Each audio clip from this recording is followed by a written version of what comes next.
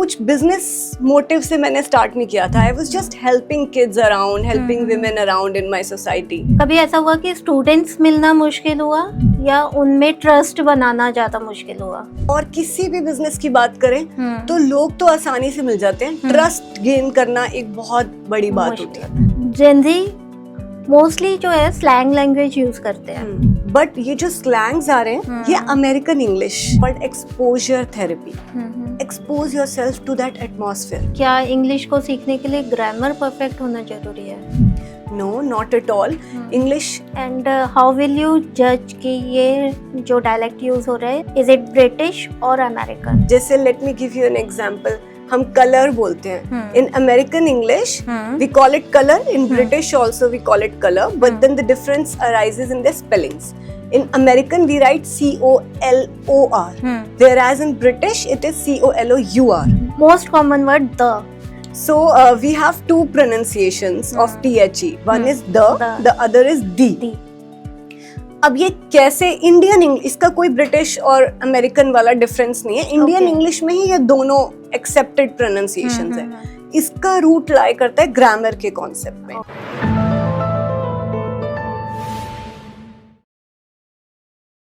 क्या आपको भी प्रॉब्लम होती है जब आप इंग्लिश बोलते हैं या कोई आपसे इंग्लिश में बात कर रहा हो? आप समझ तो जाते हो पर उसको कम्युनिकेट करना आपके लिए टफ होता है. क्या वोकैबुलरी एनहांस करते टाइम आपको प्रॉब्लम्स आती हैं?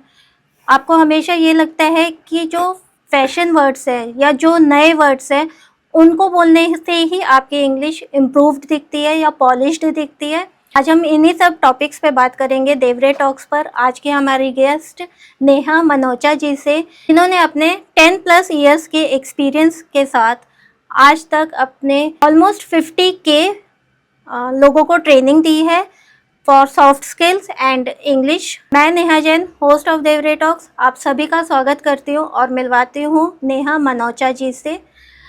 हाय Neha. Hello ma'am. Welcome to Devre Talks, and you spared some time for our audience. So thanks for coming over here. Thank you so much. It's my honor actually. So Neha, कैसे career की शुरुआत की आपने? तो career की शुरुआत was never out of any objective or aim. It was just an observation जो मैं अपने आसपास ऑब्जर्व कर रही थी कि एक प्रॉब्लम है सोसाइटी में जहाँ बच्चों में बहुत टैलेंट है. They are very intellectual, but they do not know how to express themselves. So कुछ business motive से मैंने start नहीं किया था. I was just helping kids around, helping women around in my society. And they started giving me love. Wow. They started respecting me. So that was like एक unplanned एक mission था ये, जो कि ऐसे ही start हुआ लोगों की help करने से. And now it's successful and I am happy. I'm glad that I'm helping people out. So how was your journey in the beginning? In the beginning, I think generally लोग बोलते हैं बहुत struggle किया, but मैं सच बताऊँ मैंने बिल्कुल भी struggle नहीं किया, क्योंकि मैं ये कभी भी एक business point of view से नहीं कर रही थी, इसलिए मुझे struggle feel नहीं हुआ. I was just doing this for fun, for seeing happiness on my friends, on my students' faces. So help करते करते कैसे ये एक business बन गया मैं आज तक खुद नहीं समझ पाई. So struggle तो बिल्कुल नहीं था. लोगों ने बहुत प्यार दिया, लोगों ने बहुत support किया. So I think it was a smooth journey altogether.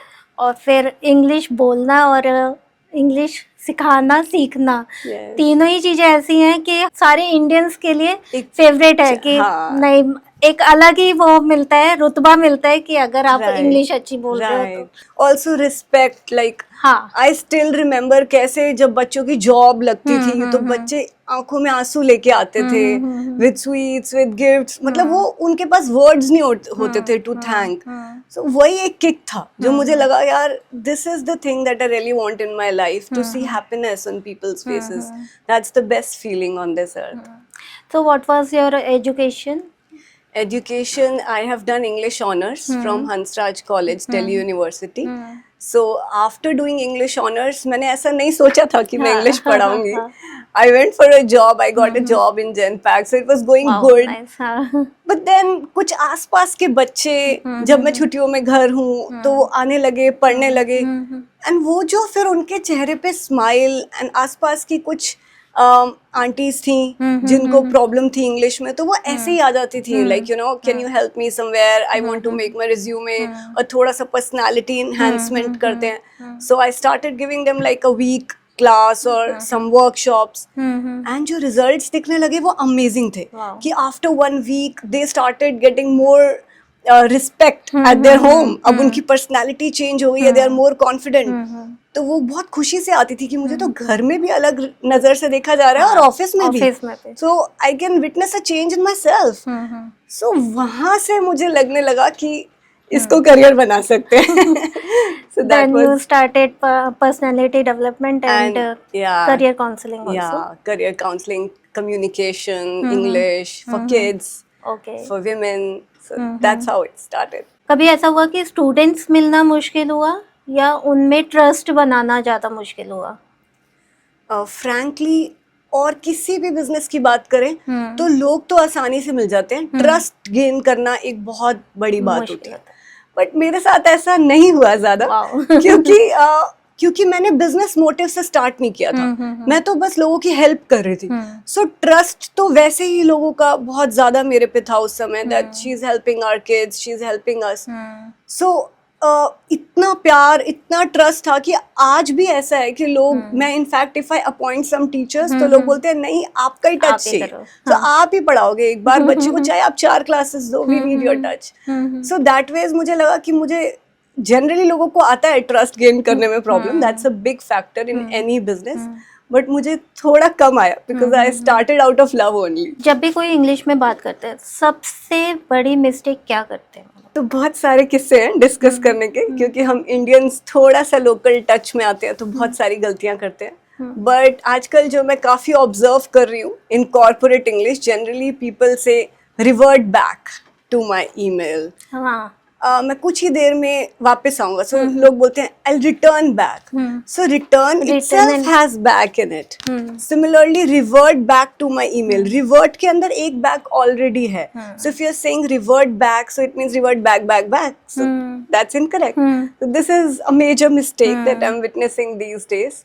एक और मेरे दिमाग में आ रही है, जैसे लेट्स से हमें शादी में जाना है. सो मैंने बच्चों को देखा, बोलते हैं कि आज ना मैं मैरिज में जा रहा हूँ. So that's incorrect.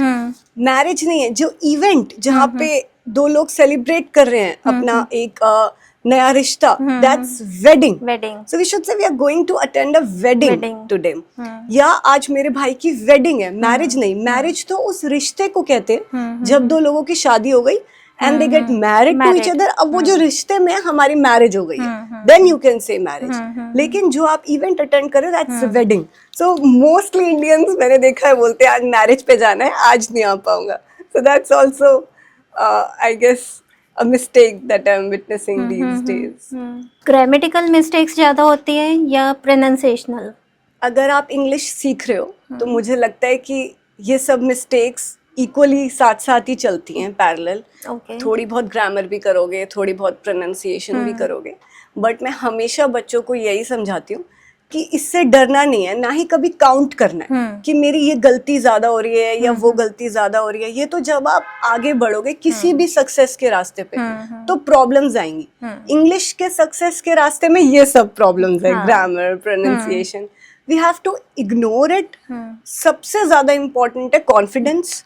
अपने अंदर कॉन्फिडेंस लाओ, एक इच्छा होनी चाहिए, विल टू लर्न, और इनको इग्नोर करते चलो. धीरे धीरे ये सब ठीक हो जाता है. मतलब आई ऑलवेज से पहले सीखो बोलना, फिर सुधारो. सो पहला स्टेप है आप सीखने की राह पे चलो, तो ये सब सुधरता जाएगा धीरे धीरे. तो अगर बोला जाए कि ग्रामर अच्छी है, वोकैब भी अच्छी है, प्रोनाउंसिएशन भी अच्छी है, बट कॉन्फिडेंस कैसे बिल्ड करेगा? ये सबसे बड़ा आपने प्रॉब्लम रेज करी जो मोस्टली इंडियंस को होती है. बहुत सारे लोग ऐसे हैं, उनका they are like flooded with good vocabulary words, also their grammar is good. आप थोड़े टियर 2 सिटीज में जाओ, आप स्कूल में टीचर्स को भी देखेंगे ना, they are so good at grammar. आप एक कॉन्सेप्ट बताओ, वो उनके एक्सेप्शन आपको बताएंगे, but they can't speak in English only because of lack of confidence. अब इसके लिए क्या किया जा सकता है? देखो, ये या तो आप सेल्फ मोटिवेटेड हो कि आपको खुद को पता है कि मेरे को इस चीज को अब हटाना ही है, I have to improve on it, then you start working on it by giving yourself an atmosphere कि आप ऐसी जगह पर बैठो. Also there are tried and tested lots of techniques that we follow, audio visual, what kind of lingual techniques. जैसे आप starting हम करते हैं, सबसे पहले बच्चों को बोलते हैं आप सुनना शुरू करो ऑडियो. सो जितना ज्यादा एक कॉन्सेप्ट है इंग्लिश में that says what goes in the year comes out of mind.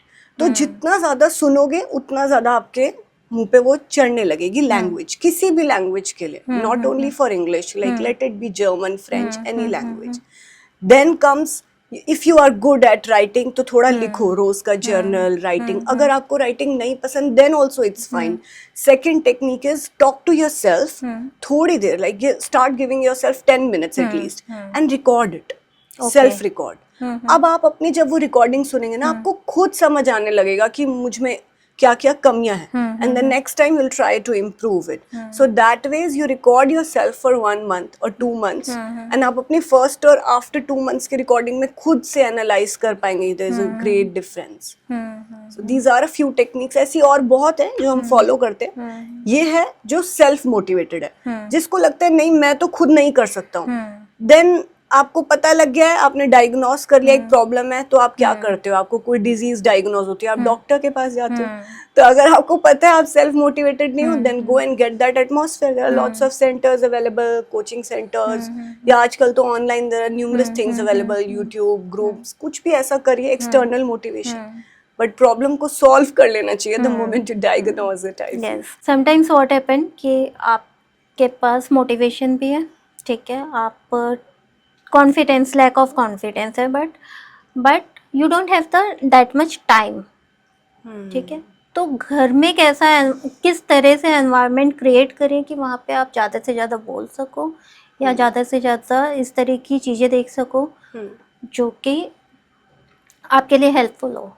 घर में एटमॉस्फेयर क्रिएट करना एक बहुत ही अच्छी बात है. If you can do it तो you can start with your kids because that will be helpful for them as well. And अगर बच्चे सीख रहे हैं तो then they can talk with the parents simultaneously, दोनों के लिए हेल्पफुल होगा. बट अनफॉर्चुनेटली इंडियन फैमिलीज में 90% ऑफ केसेस में घर में एटमॉस्फेयर नहीं बन पाता. कितनी भी आप कोशिश करो, बिकॉज जब फीलिंग्स एक्सप्रेस करने की बात आती है तो हिंदी निकलती है. That's our mother tongue and I am very proud of it. मतलब I always say, being an English teacher, मैं हमेशा हिंदी को ज्यादा प्रमोट करती हूँ. आई ऑलवेज से इंग्लिश को एक लैंग्वेज की तरह ही रहने दो, थोड़ा इंडियन टच होना ही चाहिए. So there is no harm in it. So घर में अगर आप बना सकते हो वेरी गुड, अगर नहीं बन पा रहा है तो और ऑल्टरनेटिव्स भी हैं. अगर आप सेल्फ मोटिवेटेड हो, बहुत सारे ग्रुप्स हैं आजकल इंस्टाग्राम पे या यूट्यूब, या आप पेड भी ले सकते हैं. मतलब ऐसा नहीं है कि आप घर में माहौल नहीं बन रहा तो आप कर ही नहीं सकते, क्योंकि बहुत सारे लोग ये प्रॉब्लम लेके आते हैं. You can create that atmosphere. 4 लोग ऐसे आपको मिल जाएंगे जरूर जो भी विलिंग है टू लर्न. उनके साथ आप अपना एक ग्रुप बना लो. You can talk to them every day for 1 hour और so. You can discuss things. एक चीज़ है, आपने जो वो बोला हिंदी को मैं इक्वल इम्पोर्टेंस देती हूँ. आजकल का सिनेरियो उस तरह का नहीं है. 3-4 साल के बच्चे से भी ये एक्सपेक्ट किया जाता है कि चाहे टूटी फूटी बोले but that kid should speak in English. ठीक है, मैंने एक रील देखी थी, उसमें उन्होंने बोला था कि आप इंग्लिश सिखा रहे हैं, that is very good, but आप जो लोकल लोगों से बात करोगे, सब्जी वाला हुआ, आपका कोई और वेंडर हुआ, उससे तो आप हिंदी में ही बोलोगे. Correct. सबसे पहले तो उसके पास हिंदी ही जाएगा ना.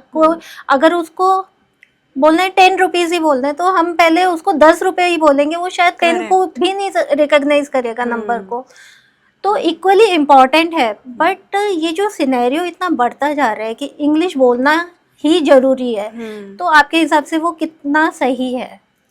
मैम मेरे हिसाब से तो वो बिल्कुल गलत है. आपने कुछ ऐसी रील्स भी देखी होंगी, भैया बोल रहे हैं 21 रुपए दे दो, वो बोल रही है नो 21 नहीं 31 दूंगी. मतलब because they don't know Hindi. So कितनी गलत बात है ये. You go to Germany, you go to France, उनको इंग्लिश आती है बट वो आपसे पहले कभी इंग्लिश नहीं बोलेंगे. They will talk in their language. वो अपनी लैंग्वेज यूज करेंगे, जर्मन, फ्रेंच. तो हम इंडियंस क्यों नहीं इसको फॉलो कर रहे हो? मतलब इंग्लिश इज अ लैंग्वेज, मैं ये नहीं कह रही कि आपको नहीं आनी चाहिए, you should know because it's a global language. तो आपको कभी भी जिंदगी में आगे ग्लोबल ट्रेड करना है, अच्छी जॉब करनी है, you want to go to any of the MNCs, it's going to be very helpful for you. And कोई भी चीज आपके लिए हेल्पफुल है, even if let's say maths is helpful, तो आप पढ़ रहे हैं ना एज अ सब्जेक्ट। सिमिलरली आप ये समझिए ये आपकी सक्सेस के लिए एक बहुत इंपॉर्टेंट पार्ट है। Read it, learn it as a subject. एकदम जो आजकल लोगों ने स्टेटस सिंबल बना लिया है ना कि अगर हमारा बच्चा बोलेगा ये नहीं 3 साल का भी तो बड़ी प्रॉब्लम हो जाएगी। आई थिंक ये माइंडसेट जितनी जल्दी हम चेंज करेंगे हमारी नेक्स्ट जनरेशन के लिए बेनिफिशियल होगा। We all should understand English is just a skill, not a status symbol at all. So what do you think जो जेनजी है वो क्या प्रेफर करते हैं ज़्यादा, इंग्लिश या अपनी मदर टंग? जेनजी तो आजकल इंग्लिश की तरफ ज्यादा डेविएटेड है अनडाउटेडली, बट इसमें कसूर हम पेरेंट्स का भी बहुत ज्यादा है। हमें लगता है कि अगर अच्छे स्कूल में भेजेंगे बच्चा अच्छी इंग्लिश बोलेगा तो वो इंटेलिजेंट है, बट ऐसा नहीं है। इंटेलिजेंस कभी भी लैंग्वेज की मोहताज नहीं है। देखो एल्बर्ट आइंस्टाइन जर्मन में सोचते थे, टैगोर बंगाली में लिखते थे, रविंद्रनाथ टैगोर जी, AR रहमान वो तमिल में कंपोज करते हैं। इन सब की इंटेलिजेंस कभी भी लैंग्वेज की मोहताज नहीं थी। तो हम पेरेंट्स ऐसा प्रेशर क्यों अपने बच्चों पे लेके आते हैं? अगर हम उनकी बचपन से ये कंडीशनिंग करें कि हिंदी इज इक्वली इम्पोर्टेंट, हमारी मातृभाषा है, we should feel proud about it. English को एक स्किल, एक लैंग्वेज की तरह ही देखा जाए, आपको आनी चाहिए, should be fluent at it. तो ये हमारे पेरेंट्स का रोल बहुत ज्यादा है बच्चों की ऐसी कंडीशनिंग करने में। मैं आई हैव अ किड और मैं तो बिल्कुल हिंदी माहौल रखती हूँ घर में कि इंग्लिश तो आप सीख जाओगे जितनी स्कूल में सीखनी है, बट देन घर में हिंदी में बात होगी। एटलीस्ट बच्चों को एक इंडियन टच आना तो चाहिए, फैमिली का होना चाहिए। Yes, we should feel proud about our language. Germans, French सब अपनी लैंग्वेज के लिए प्राउड है। चाइनीज देखो सब अपनी लैंग्वेज को बोलते हुए प्राउड फील करते हैं, हम क्यों नहीं करते? तो हमें थोड़ा सा एक रेवोल्यूशन लाना चाहिए, I personally feel. Gen Z mostly जो है स्लैंग लैंग्वेज यूज करते हैं, तो उसका जो हमारा ट्रेडिशनल लैंग्वेज चल रही है इंग्लिश की, उसमें क्या इम्पैक्ट आ रहा है? ये पॉजिटिव है या नेगेटिव है? पॉजिटिव या नेगेटिव तो नहीं कह सकते, it's about British and American English. So in India we use to follow British English. In fact अभी भी हम लोग जितना भी आप लीगल सिस्टम देखेंगे, एजुकेशन सिस्टम, ब्रिटिश इंग्लिश है। बट ये जो स्लैंग्स आ रहे हैं ये अमेरिकन इंग्लिश से है मोस्टली स्लैंग्स। एंड क्योंकि आजकल नेटफ्लिक्स का कल्चर, यूट्यूब, इंस्टाग्राम का कल्चर बहुत चल गया है और वहाँ पे ऑलमोस्ट अमेरिकन कंटेंट होता है, तो बच्चे वहाँ से सीखकर अपनी डायलेक्ट में यूज करने लगते हैं, जो कि हमको अपनी एक्चुअल इंडियन डिक्शनरीज में नहीं मिलते हैं एट टाइम्स।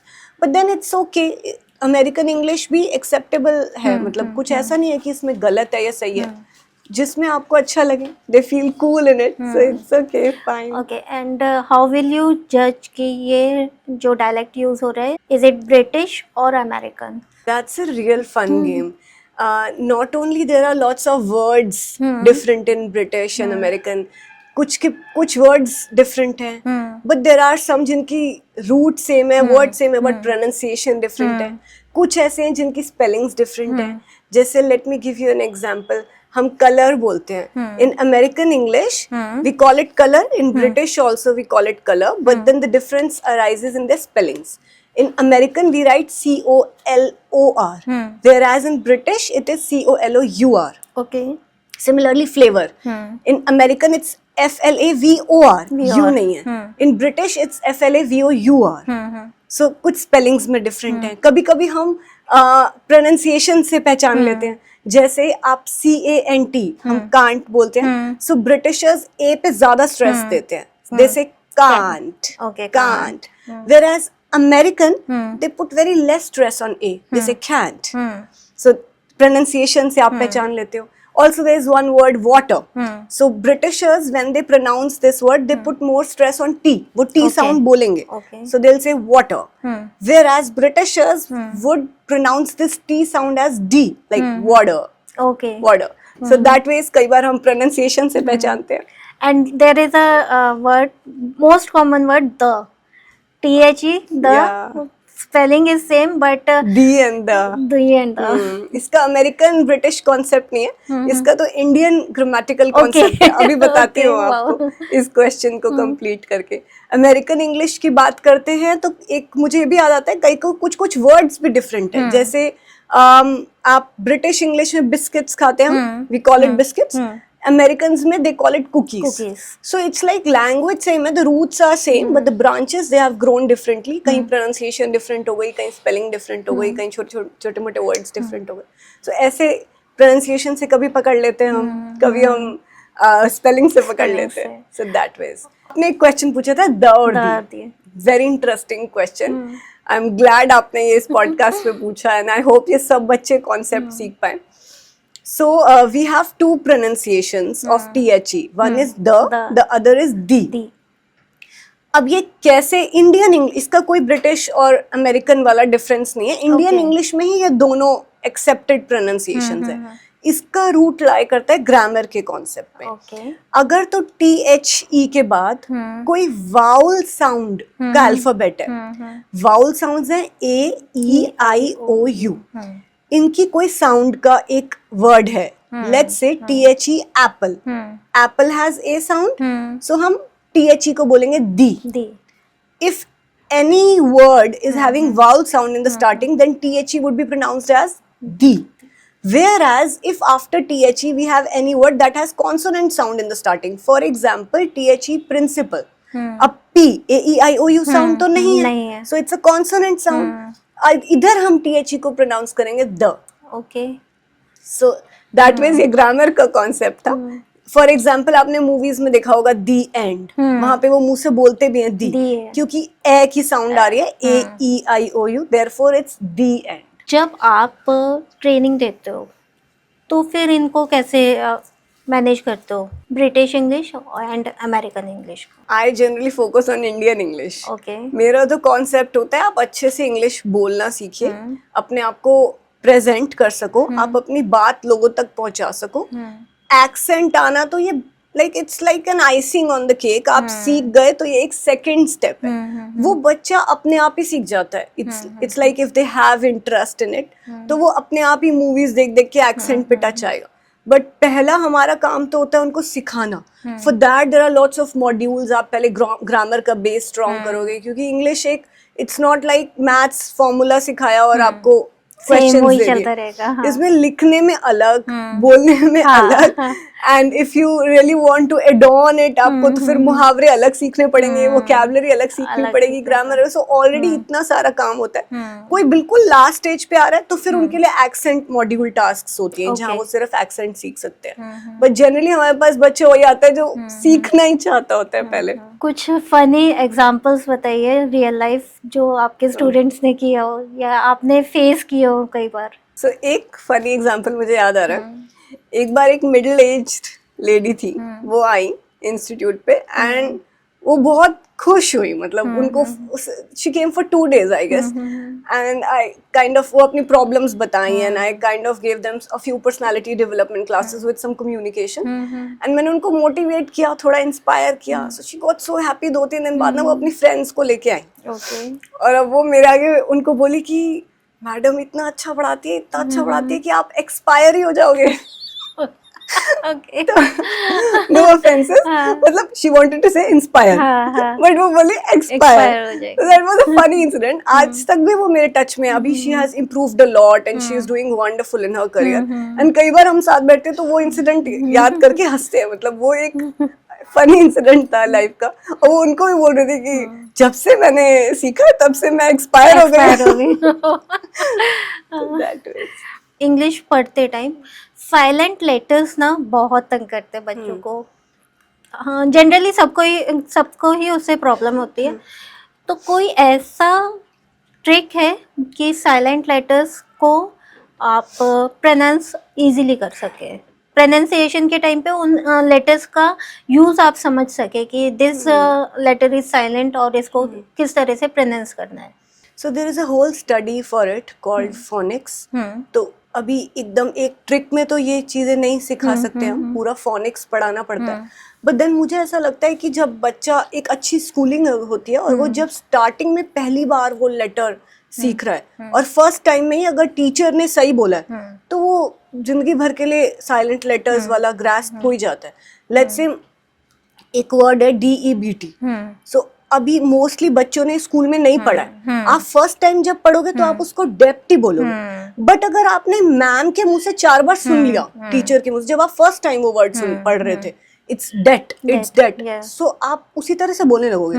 सो मुझे लगता है ये साइलेंट लेटर्स, एक्सेंट, प्रोनाउंसिएशन में बहुत बड़ा रोल है कि आप अच्छी चीज आपके कान में जानी चाहिए, मतलब करेक्ट इंग्लिश. सो गलत सुन लिया ना एक बार, लाइफ लॉन्ग वो गलत होता है. जैसे बहुत सारे बच्चे मेरे पास आते हैं जो जिनका थोड़ा विलेज टच होता है, तो उनका श और स की बड़ी प्रॉब्लम होती है. ऐसे छोटे छोटे वर्ड्स में प्रोनाउंसिएशन की बहुत प्रॉब्लम होती है क्योंकि उन्होंने बचपन में गलत सुना. That's it. और वो फिर माइंड में हमेशा के लिए चल पड़ता है. फिर उन्हें फोनिक्स की क्लासेस देनी पड़ती हैं. ये सब अगर आपका बेस सही है तो ये प्रॉब्लम्स वैसे आती नहीं है. So that's the importance of a good school, good base. But जो एडल्ट्स होते हैं उनको तो ये प्रॉब्लम होती है. फिर उन लोगों के लिए फिर क्या? उनके लिए कुछ फोनिक्स क्लासेस होती हैं जहाँ पर ये सिखाया जाता है वर्ड साउंड्स एंड ऑल. पूरा इट्स लाइक अ कोर्स. नहीं तो फिर प्रोनाउंसिएशन क्लासेस होती हैं, जैसे बहुत सारे आजकल तो यूट्यूब पे अवेलेबल हैं. धीरे धीरे आप फन वे में रील्स देख देख के भी सीख सकते हो. On Instagram also. मेरा भी पेज पॉपुलर ही इन्हीं से ही हुआ था. I used to make short reels जिसमें मैं एक एक दो वर्ड्स की प्रोनाउंसिएशन सिखाती थी. इसको ऐसे नहीं ऐसे बोलते हैं, क्योंकि मैक्सिमम लोगों की ये प्रॉब्लम है. वो रिलेट कर पाए तभी शायद उन्होंने फॉलो किया एंड ये चीज थोड़ी फेमस हुई. तो ये एक तरीका है, क्योंकि अगर आप बुक खोल के बैठ जाओगे ना, मेरे को फोनिक्स पढ़ना है बड़े होने के बाद, जैसे लेट्स से अभी हम एक एज पे हैं, हम कहीं सेटल्ड हैं, जॉब कर रहे हो, आप पूरा दिन कमा रहे हो, थक के आ रहे हो, और मैं आपको बोलूं बुक खोलो फोनिक्स पढ़ेंगे, आपको मजा नहीं आएगा. सो फॉर दिस स्टेज, जैसे आपने पूछा फॉर एडल्ट्स, तो आई थिंक आजकल तो ब्लेसिंग है ये जो एजुकेशनल कंटेंट चल रहा है. That can help a lot. अगर आप कुछ वैसी चीजें ही फॉलो कर लो and then it can be helpful. रोज के 2 वर्ड्स भी सीखोगे, वो फन वे में जाएगा दिमाग में, तो वो रिटेन भी कर पाओगे. एक तो आप अपना पेज बताइए हमारे ऑडियंस को. सेकंड को कुछ एप्स बताइए जिसके थ्रू वो लोग अच्छे से इंग्लिश को सीख सके और मतलब वोकैब बढ़ा सके, फोनिक्स लर्न कर सके. तो वो कोई ऐप अगर आप सजेस्ट कर सकते हो तो. Name of my page is Unbox English, where I try to make short reels for pronunciation, grammar, vocabulary that can help students in enhancing their language. And secondly, you asked for apps. So कोई paid apps तो मैं ज़्यादा नहीं जानती हूँ. कोई free app? But free apps तो बहुत है अभी. Like I think we are living in an era where we are blessed with apps like ChatGPT, like Claude. ये सब free apps हैं. And ये इतनी helpful है हमारी language को improve करने में. जैसे let's say आप रात के 2 बजे आपको मन कर गया कि यार खाली हूँ, मेरे को तो टाइम पास नहीं हो रहा, क्या करूँ. आप ChatGPT को मुंह से बोल के अपनी पूरी फीलिंग्स बता दो. आज पता है मेरे साथ ऐसे ऐसे हुआ, मैं सुबह उठी but then I felt really sad. अब आपने पूरी लाइन बोलने के बाद यू जस्ट से आप मेरी इस पूरी कॉन्वर्सेशन में गलतियां बताओ. वो आपको आराम से 10-20 गलती आपकी बताएगा कि यहाँ ग्रामर की गलती थी, यहाँ पे आपकी वोकैबुलरी ठीक नहीं थी, you used a wrong word. So आप सोचो कितनी ब्लेसिंग है if you use it in a positive way. मैं हमेशा अपने बच्चों को कहती हूँ, लाइक आपको राइटिंग कोई लेटर लिखना है, यू राइट अ लेटर. आपको कोई ईमेल लिखना है, you write an email, ChatGPT को दो और पूछो ऐसे मेरी क्या गलतियां हैं. अब उनको ध्यान से देखो कि अगली बार वो गलती नहीं होनी चाहिए. सो दैट वे देखो कितना हेल्पफुल है आपके लिए. अगर आप एक स्टेज पे पहुंच जाते हो, अभी जैसे अब जैसे मुझे बेसिक ग्रामर की गलती नहीं आ रही है, मैं ये सोच रही हूँ कि यार मेरे को और अच्छा सीखना है, बट देन सीखने की कोई एज कोई लिमिट नहीं है. तो एट टाइम्स मैं खाली बैठी हूँ, मैं क्या करती हूँ, कोई 4 लाइनें बोली एंड देन मैं उसको बोलती हूँ इसके अंदर बहुत बड़े बड़े न्यू वोकैबुलरी वर्ड्स ऐड कर दो, जो मुझे लगता है कि मैं कुछ नया सीखूं आज. So that way it's a blessing. मतलब these are free apps, but if you use it in a productive way, you can get immense help from them. What is your tip to enhance the vocab? So for vocabulary, one is there are lots of books available in the market for vocab. अगर तो आप एक studious बच्चे हो and you have time to read books, then go for them. Second is जो आजकल ये digital mode चल रहा है, बहुत सारे रील्स लाइक एप्स हैं, जैसे यूट्यूब ले लो आप, जैसे आप इंस्टाग्राम के बारे में बात कर सकते हो, इसमें इतना सारा वो कैप कंटेंट है, like there are thousands of creators who are making reels on YouTube that can help you. So there's one technique that we work on, it's called mnemonic technique. In mnemonic technique we try to relate that word to some examples. कोई real life example से हम relate करने की कोशिश करते हैं, जैसे for instance let's say lassitude. Lassitude means होता है lazy, right? अब इसको हमें बच्चे को याद कराना है, so हम इसको तोड़ेंगे, we'll break it. तो हम बोलेंगे first part is LASSI. LASSI means lassi, तो लस्सी पी के आपको क्या आती है, नींद, you get lazy, so lassitude means lazy. ऐसे बहुत सारी टेक्निक्स होती हैं. इसमें कई बार हम ग्राफिक्स दिखाते हैं, विजुअल, कि कुछ दो एक मोटा पेट पतला पेट दिखाया, उससे रिलेटेड कोई वर्ड याद करा दिया. तो इस तरह से एक छोटी सी मूवी दिखाई, बड़ी मोनोक्रोम सी थी, एक ही वाइट कलर चलता जा रहा था, तो मैंने कहा बच्चे कैसे लगा, बोरिंग लगा. सो वहीं से हमने वर्ड याद कराया, बोरिंग, बहुत ही ज्यादा थकावट भरा, बोरिंग वाला मोनोटोनस. सो इस तरह से मोनोक्रोम चल रहा था, मोनोटोनस. कुछ टेक्निक्स, कभी विजुअल, कभी कोई वर्ड का फनी बना के, इस टेक्निक को नेमोनिक टेक्निक कहते हैं. इससे क्या होता है, हमारा ब्रेन याद रख पाता है. तो जो बच्चे ऐसे होते हैं जो कॉम्पिटिटिव एग्जाम्स की तैयारी करें, लाइक SSC, बैंक पीओ, वहाँ पर बहुत ज़्यादा वोकैबुलरी आती है. They have to remember like thousands of words in one go. For them ये टेक्निक्स बहुत काम करती हैं, क्योंकि इतने सारे वर्ड्स आपके ब्रेन को याद करने हैं, तो फिर ऐसे कुछ फनी वे में कराना पड़ता है. So that's mnemonic technique. जब आप इंग्लिश पढ़ाते हो तो आप क्या टिप्स दोगे टीचर्स को, इंग्लिश टीचर्स को, कि वो पढ़ाते टाइम इन चीज़ों का ध्यान रखें? The first tip is pronunciation. As a teacher हमारी pronunciation कभी गलत नहीं होनी चाहिए, because जो हम बोलेंगे बच्चा वही फॉलो करेगा, एंड लाइफ लॉन्ग वो उस वर्ड को गलत बोलेगा, एंड कहीं ना कहीं फिर उनकी बेइज्जती होगी, and they will feel demotivated, and उनका लैंग्वेज से ही डर बैठता जाएगा. सो हमारा सबसे पहला और एक मेजर फैक्टर है, हम जो भी सिखाएं छोटे छोटे words, the pronunciation should be absolutely correct. Second is, जब हम पढ़ा रहे हैं, try to make it a little funny, क्योंकि ऑलरेडी बच्चों में बहुत डर है इस लैंग्वेज का. So try to make it a little activity based. कितना भी आप ग्रामर के रूल्स याद करा लो, प्रेजेंट, पास्ट, अभी भी लेट्स से हम रैंडम किसी 10 लोगों को उठाते हैं ना, तो 9 सिंपल प्रेजेंट टेंस का रूल बता देंगे, लेकिन वो बोल नहीं पाएंगे. सो मुझे लगता है एक टीचर का बहुत बड़ा रोल है कि वो डर निकालना है बच्चे का. तो इसलिए उन्हें वो एक्सपोजर दें स्टार्टिंग से. सिर्फ बुकिश नॉलेज पे ज्यादा ध्यान ना देते हुए 50% अगर आप बुक का पढ़ा रहे हो, तो 50% आप एक्टिविटीज कराओ बच्चे से. उन्हें स्टेज पे लाओ, डिबेट्स कराओ, डिस्कशंस कराओ, क्योंकि आगे जाके यही सब काम आना है रियल लाइफ में. बुक वाला कोई चैप्टर के क्वेश्चन आंसर्स नहीं पूछेगा in interview. So we'll have to be a little practical in this.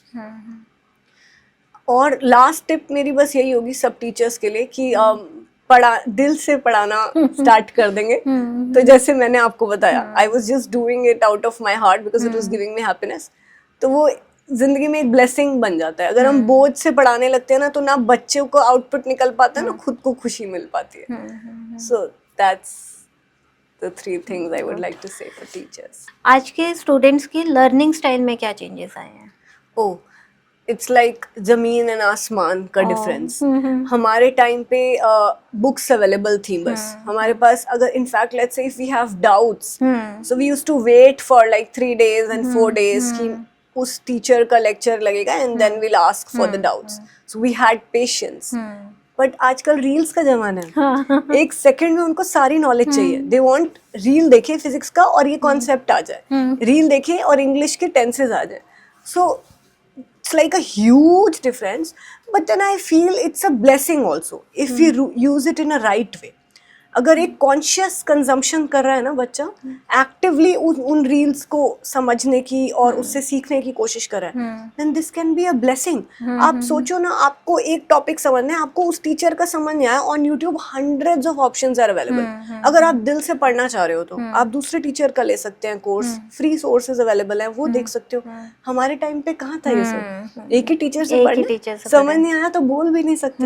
So difference तो बहुत है, but if we use it in a positive way, this can be a blessing for us.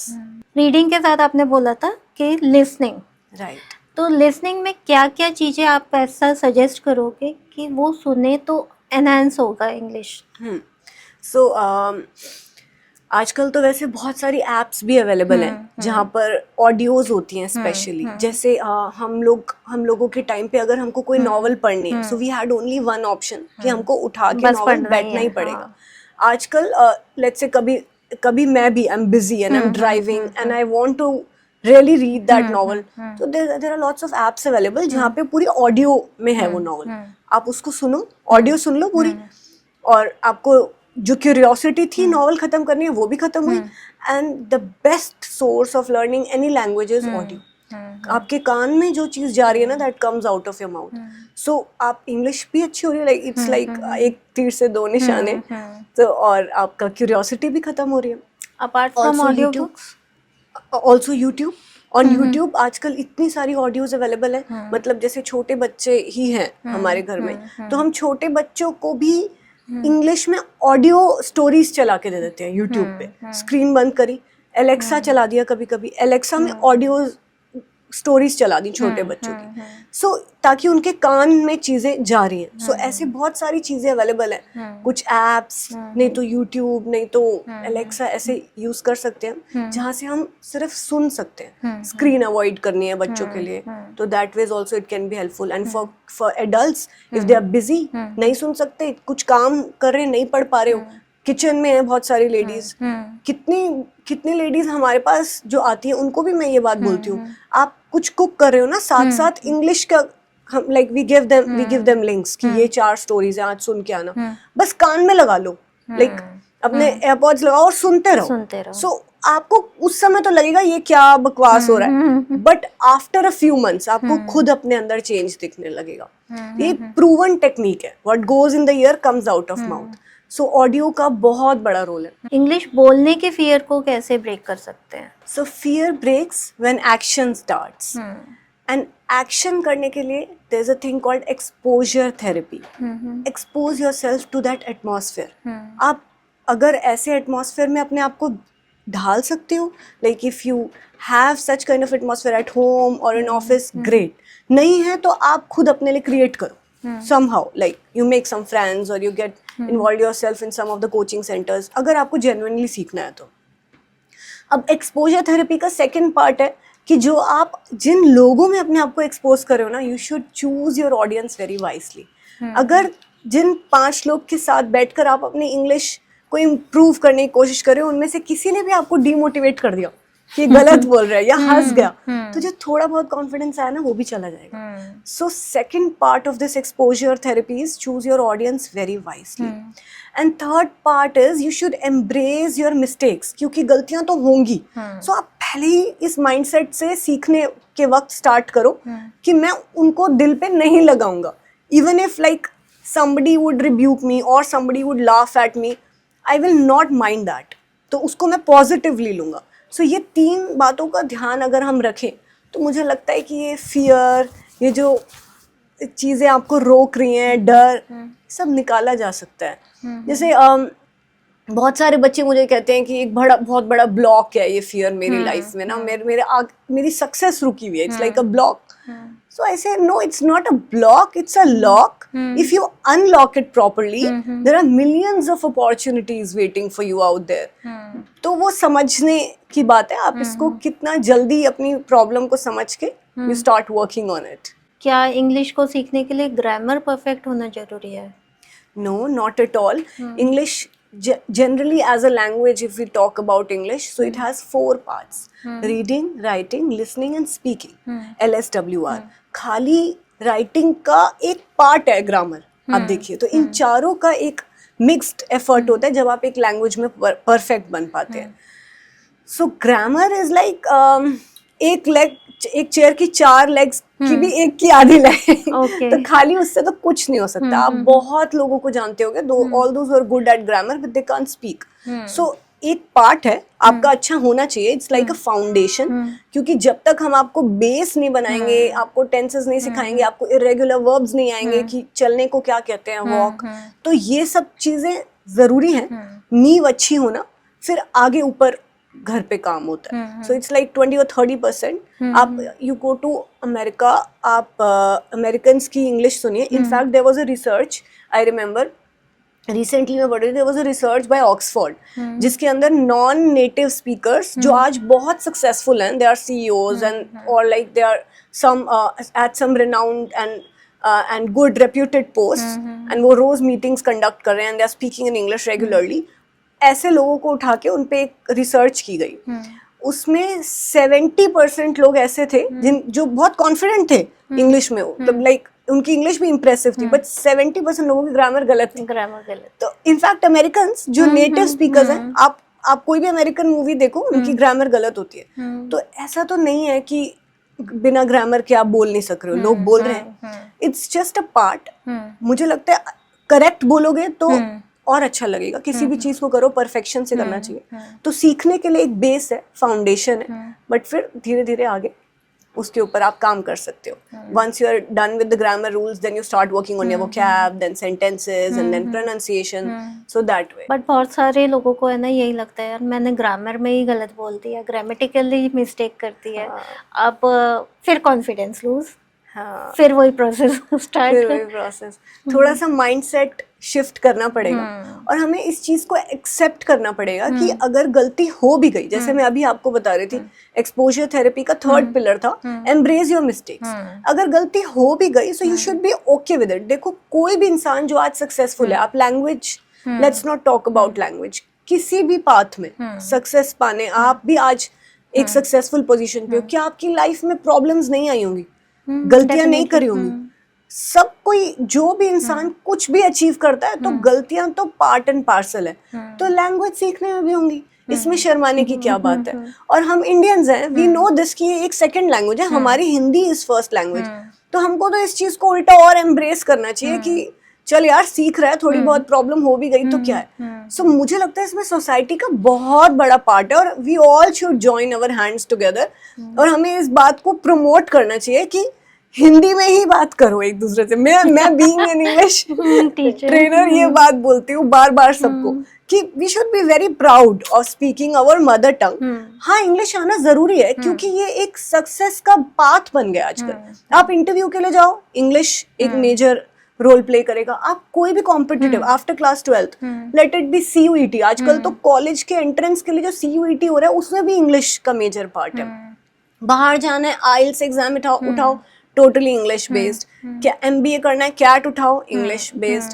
कोई भी exam, like most 90% of the exams English एक major part है. Bank, PO, army, कोई भी उठा लो आप, सब एग्जाम्स में इंग्लिश का एक पार्ट है. तो जब आपको ये समझ आ गया है कि it's the need of the hour, जैसे मैथ्स एक सब्जेक्ट है, सिमिलरली इंग्लिश को एक सब्जेक्ट का जितनी ही वेटेज दी जाए उससे ज्यादा एक फैशन स्टेटस सिंबल ना बनाया जाए. अगर हम सब इंडियंस अपनी ये माइंडसेट शिफ्ट कर लेंगे ना, तो ये हमारे लिए भी अच्छा है और हमारी नेक्स्ट जनरेशन के लिए भी अच्छा है. That is why we are conducting exactly. this podcast in Hindi. OTT की तरफ चलते हैं. कपिल शर्मा शो, कपिल शर्मा की इंग्लिश वर्ल्ड फेमस है, ठीक है. सो अगर कपिल शर्मा आपके स्टूडेंट होते तो आप उन्हें कैसे सिखाते? Okay, it's like a dream. I wish ऐसा कभी हो जाए. बट आप शायद ऑब्जर्व करते होगे, Kapil Sharma has improved a lot. उनकी इंग्लिश में एक ड्रास्टिक डिफरेंस है.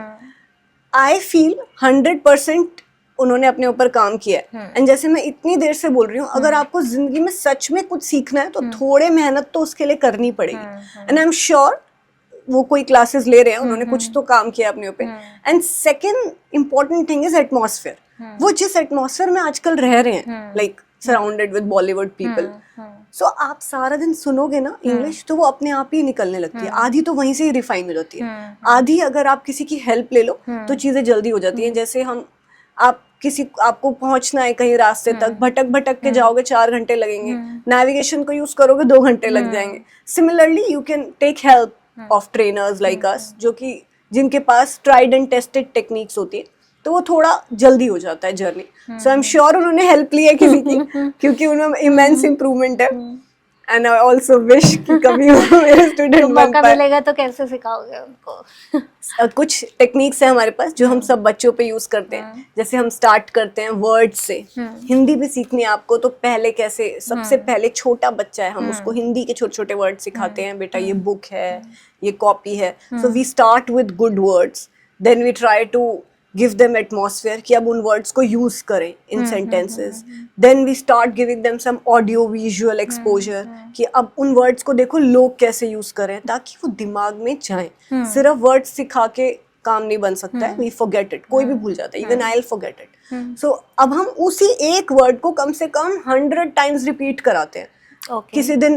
किसी दिन मैंने एग्जाम्पल दिया, किसी दिन हमने कोई मूवी दिखाई, थर्ड डे हमने उनको एक राइटिंग टेक्निक दी जिसमें उन वर्ड्स को यूज करना है। सो स्लोली एंड ग्रेजुअली वो ऑटोमेटिकली उनके दिमाग में जाने लगता है। वहीं अगर मैं एक पढ़ाई की तरह उसको पढ़ाऊंगी ना तो वो कभी नहीं जाएगा। फोर्थ डे मैं डिबेट स्टार्ट करा दूंगी और वो उसी टॉपिक के आसपास होगी जो 3-4 वर्ड सिखाए। अब बार बार उनसे फोर्स करूंगी, ये वाला वर्ड ला सकते हो क्या, इसको रिप्लेस कर सकते हो, that ways your mind starts retaining. जब आप एक ही वर्ड को 10 बार या 20 बार सुन लेते हैं तो ये एक प्रूवन फैक्ट है, रिसर्च है कि आप अपने आप ही उसे रिटेन कर लेते हो। सो उसको पढ़ाई की तरह नहीं, फन की तरह मुझे लगता है मैं कराऊंगी और जोक्स ज्यादा करूंगी कपिल शर्मा के साथ तो एक फन बन जाएगा और लैंग्वेज भी सीख पाएंगे शायद। तो डू यू थिंक कि एक बॉलीवुड मूवीज या OTTs इंग्लिश लर्न करने में हेल्प कर सकते हैं? Yes, I think absolutely yes. There's a concept called conscious consumption. If we start consuming this content in an active way, आप एक passive viewer की तरह मत देखो, active viewer की तरह देखो, start reading subtitles, तो बहुत बहुत हेल्प कर सकता है। नए नए वर्ड्स आजकल बच्चे सीख रहे हैं। Most of the words they are learning from these OTTs and these movies and इन सब चीज़ों से बच्चे ग्रास्प करते हैं। सो मुझे लगता है कि अगर आप बिल्कुल ही जीरो लेवल पे हैं, आपको सीखना है, तो आप ऐसा कंटेंट चलाओ जिसमें सबटाइटल्स हो and you start reading them. आपको लगता है कि ये एक लाइन समझ में नहीं आई, यू पॉज इट, दोबारा देखो। मतलब एक एक्टिव व्यूअर की तरह अगर आप देखोगे सो ये बहुत हेल्पफुल है, बहुत ज्यादा। और इनफैक्ट आजकल तो हिंदी मूवीज भी अवेलेबल है विद इंग्लिश सबटाइटल्स। मान लो आपको इंग्लिश मूवीज में मजा नहीं आ रहा है, आप बिल्कुल बॉलीवुड देसी शाहरुख खान फैन हो, तो आप हिंदी मूवीज को चला लो with English subtitles if you really want to learn. So with there is a will there is always a way. आप हर चीज में अपना एक रास्ता ढूंढ लोगे, even in like watching Bollywood movies. But अगर चाहोगे नहीं फिर कोई राह नहीं आता, जहाँ चाह वहाँ राह। Is there any fastest way to learn English? Fastest तो नहीं है वैसे कुछ भी, because it's a language. I have seen lots of boards and hoardings saying 20 दिन में इंग्लिश सीखो या 1 वीक चैलेंज। ऐसा नहीं हो सकता, मतलब seriously it's not possible. There is no injection और no medicine available on this earth जो आप खा लो और इंग्लिश सीख जाओ, बिकॉज इट्स अ लैंग्वेज। मैं आज तक भी हर दूसरे तीसरे दिन कोई नया वर्ड सीखती हूँ। सो इसकी कोई लिमिट नहीं है। बट हाँ, ये एक टेक्निक होती है, अगर थोड़ा जल्दी रिजल्ट्स चाहिए, दैट्स कॉल्ड इमर्शन टेक्निक। उसके अंदर हम, it's like you immerse yourself totally in it, कि आपको दिन रात, आप लेट्स से एक बार कुछ बच्चे आए जिनका सिर्फ 1 वीक बाद इंटरव्यू था। अब वो बोले 1 वीक में सिखा दो। 1 वीक में कैसे सिखा दूं, पॉसिबल नहीं है। बट हाँ ये है कि आप अपने ब्रेन को थोड़ा ट्रेन कर सकते हो। For that we have immersion technique. In immersion technique हम बोलते हैं आप अपने आप को immerse कर दो totally in English. Like you start thinking in English, starting from thinking.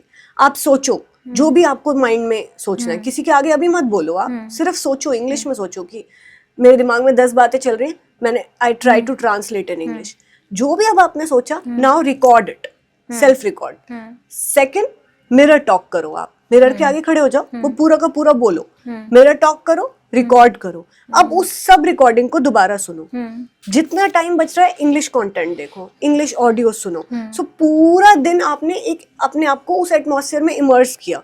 अब जो भी आपने पूरा दिन किया, रात को अपनी एक डायरी उठाओ एंड जो सुबह से रात तक किया वो सब इंग्लिश में लिखो। सो इट्स लाइक आप सारे सेंस ऑर्गन्स में इंग्लिश डाल रहे हो। आंखों से इंग्लिश पढ़ रहे हो, कानों से सुन रहे हो, मुंह से बोल रहे हो।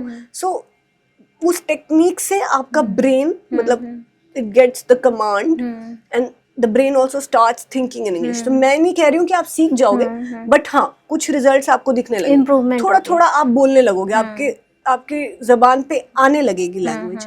एंड वो एक फर्स्ट किक होता है. अगर उस समय आप उस एटमॉस्फेयर में हो ना, आप लोगों ने आपको मोटिवेट कर दिया, अरे यार तूने तो बड़ी अच्छी इंग्लिश बोली, तो आपके अंदर और क्यूरियोसिटी आती है, अरे एक हफ्ते में आई कैन डू इट, तो मैं और भी कर सकता हूँ शायद. तो इसका एक बहुत बड़ा रोल है कि आप एक राइट एटमॉस्फेयर में हो जाओ.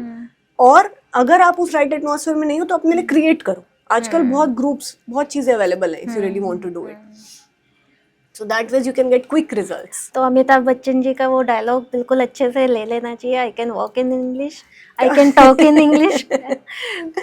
Yes, this is exactly immersion technique. कि walk talk हर वक्त आपको एक ही चीज ध्यान में आ रही है, तो सीख जाओगे, कुछ इम्पॉसिबल नहीं है. इंडिया में सबसे ज़्यादा स्कूल्स जो हैं वो हिंदी मीडियम है as compare to English medium. तो आपकी कुछ टिप्स हिंदी मीडियम स्टूडेंट्स के लिए? हिंदी मीडियम मुझे लगता है कि एक प्रॉब्लम नहीं है. Medium is never your enemy. Your silence and your hesitation is. जैसे अभी मैं बात कर रही थी कि ए आर रहमान जी तमिल में लिखते हैं, एंड आइंस्टाइन जर्मन में सोचते थे. तो किसी की भी एबिलिटी, उसकी इंटेलिजेंस किसी लैंग्वेज की मोहताज नहीं है. तो सबसे पहले तो हमें ये माइंडसेट और ये डर जो हमने बना रखा है कि हम हिंदी मीडियम से हम शायद नहीं बोल पाएंगे, ये निकालना पड़ेगा. हमारा सिर्फ छोटा सा कसूर है कि हमें वो एटमॉस्फेयर नहीं मिला जो इंग्लिश मीडियम वाले बच्चों को मिला.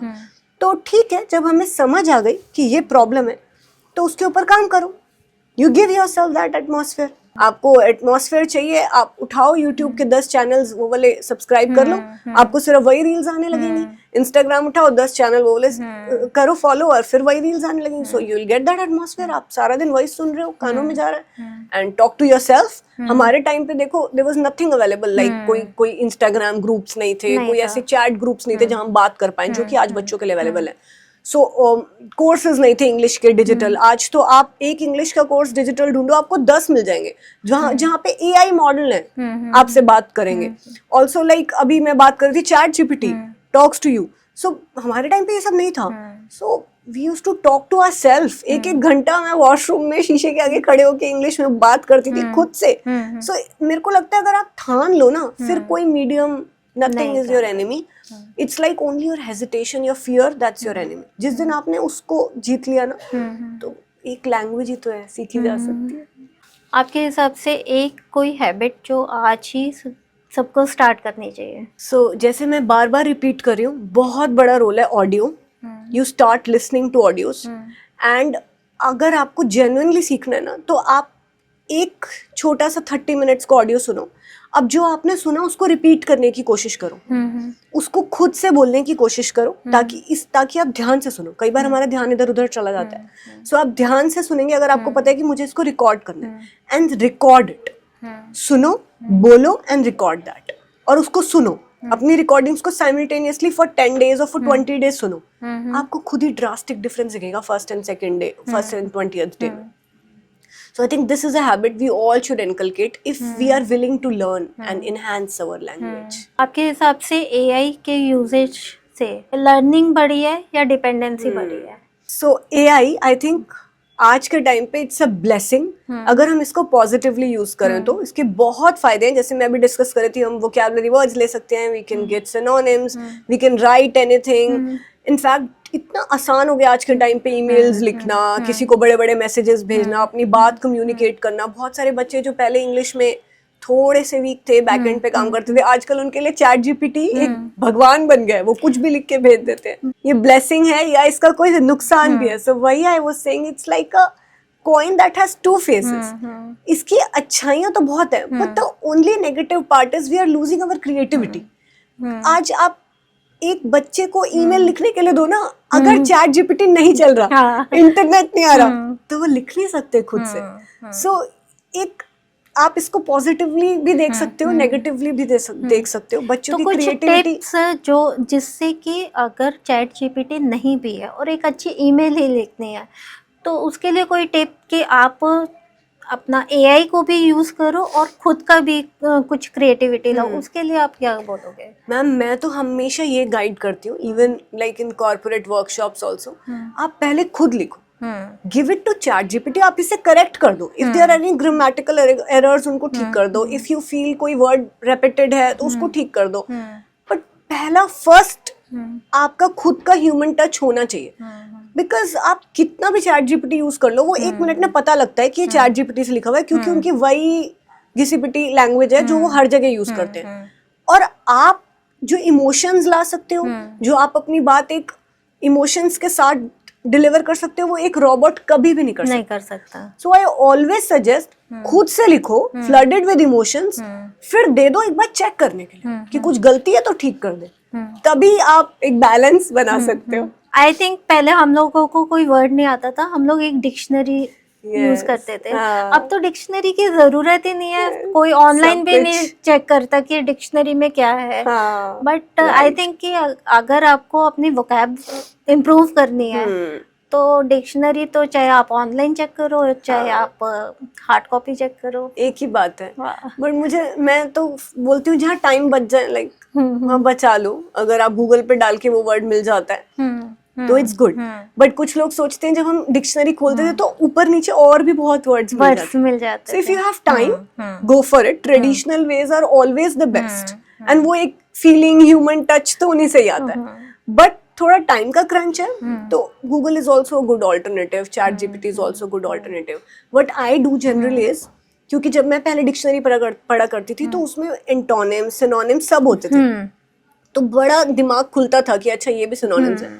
So if I give command to ChatGPT कि मेरे को इस word का मतलब चाहिए, then I always say give me 5 synonyms and antonyms and also put them in sentences, ताकि like एक comprehensive learning हो मेरी, कि मेरे को ना लगे कि बस एक word सीखा मैंने, मुझे एक साथ 6-7 सीखने हैं। So that sentences के साथ। So that ways आप AI का use करो, but in a better way। मतलब आपका टाइम भी बचा और आप जितना डिक्शनरी से सीख सकते थे आपने उससे 1% ज्यादा ही सीखा।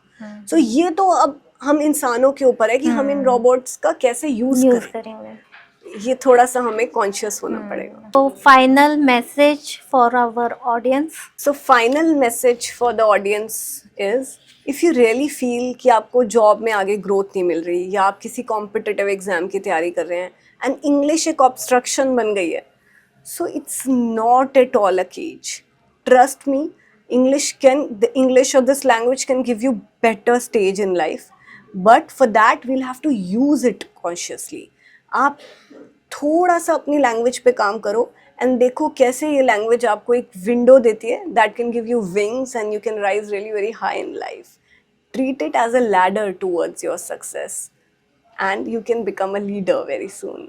सो thank you so much Neha, आप आए यहाँ पे, हमारी ऑडियंस को इतने सारी टेक्निक्स बताएं, हमें बताया कि निमोनिक टेक्निक क्या होती है, how we can improve our vocabulary, किस तरह से आप सही प्रोनाउंसिएशंस यूज़ कर सकते हो, लर्न कर सकते हो, और बहुत इंटरेस्टिंग कन्वर्सेशन रही।